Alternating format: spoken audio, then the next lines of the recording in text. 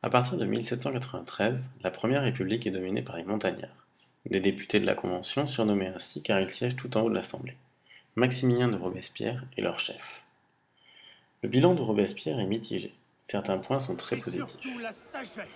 Le gouvernement qu'il dirige a mis en place des lois pour aider les plus pauvres, l'assistance médicale, aide à domicile pour les personnes âgées, et a aboli l'esclavage. Ce document est le décret abolissant l'esclavage en 1794. Cependant, le reste de son bilan est plus contestable. En effet, après l'exécution de Louis XVI, les autres rois d'Europe se sont alliés pour venger sa mort et attaquer les révolutionnaires. Robespierre et ses alliés ont alors mis en place une forte répression contre les ennemis de la Révolution. On appelle cette période la Terreur. Les personnes étant soupçonnées d'être royalistes ou d'être contre-révolutionnaires sont arrêtées, et pour bon nombre d'entre elles guillotinées, puisqu'on dénombre 16 000 personnes victimes de la Terreur. Sur ces images du jeu vidéo, vous voyez une reconstitution de l'arrivée d'un prisonnier lors de son exécution qui va monter sur l'échafaud, c'est-à-dire la plateforme sur laquelle se tient la guillotine,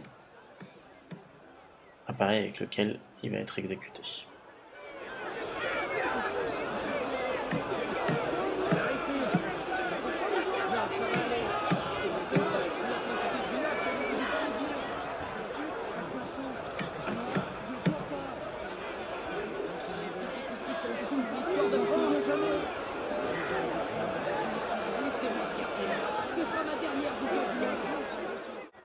Accusé de vouloir mettre en place un pouvoir personnel, Robespierre est finalement arrêté et exécuté le 28 juillet 1794. Pour éviter qu'une personne essaye à nouveau de prendre le pouvoir seul, les républicains les plus modérés décident la mise en place du Directoire. 5 personnes dirigent alors la France. Mais une forte crise économique touche le pays. Les Français sont mécontents, et le général Napoléon, très populaire grâce à ses victoires militaires, en profite et organise un coup d'État le 9 novembre 1799. Il prend alors le pouvoir.